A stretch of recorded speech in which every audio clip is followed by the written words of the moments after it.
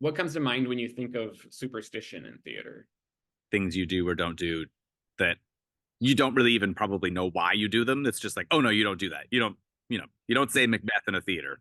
I'm like, why do we Yeah. do that? I don't know, just don't do it.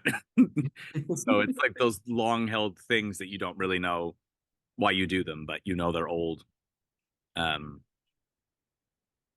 but you hold on to them because that's the world we live in. We live in the land of like, so you just like, sure, yeah, always put a ghost light on the stage. Sure, got to do it. Why? Don't know. Just do it. Don't judge. Just do the thing. So I had an actor I worked with at the Shakespeare Festival that never changed his socks and it was just the same pair of socks the whole run. And it was like, no, boo, we gotta clean those. But that was his thing, is that he always that was for the run of the show, even if it were 9 months long, he wore the same socks, and that was like his little private ritual, his private thing. In a sense, when you think about it, when you're in your dressing room, that's your little mini altar before you got out on the stage. So, everybody sets up their little, not everybody, but many people would set up their little altar with all the things they want, to remind them why they do it, or past shows they've done, so you create this little sort of mini ofrenda, that you Mm. spend all your time putting on your character and your face before you go on stage, and tearing it down at the end of the season is like this big like ritual moment to like tear down your um yeah, but the reasoning behind that I don't really know, except it's just like you're creating this space that's helping you get into that moment, I guess. Not particularly.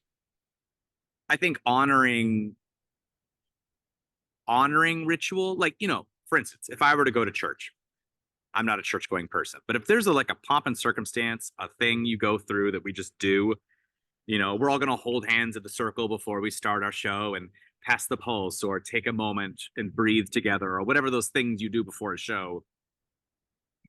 You buy into it because of the interconnectedness of the moment, I think. Uh so honoring that, even if I don't necessarily particularly worry about saying Macbeth on the stage in a theater, I know other people do, and I know it's a part of the bigger juju, and so I respect the juju that I live in, and so I respect that thing. Um, so I don't think I'm superstitious. I'm just respectful of the history, I guess, or respectful of the ritual. I do think of it sort of spiritually.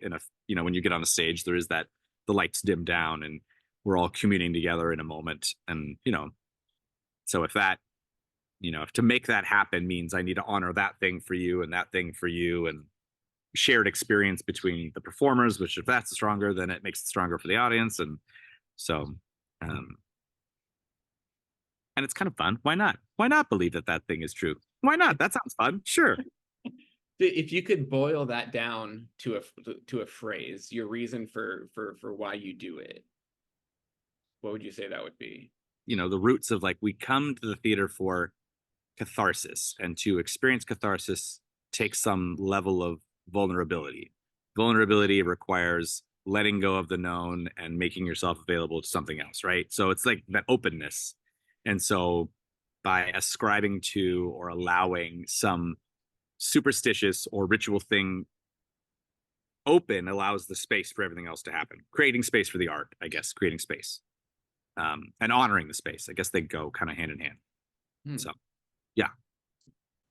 Wow. It's really beautiful.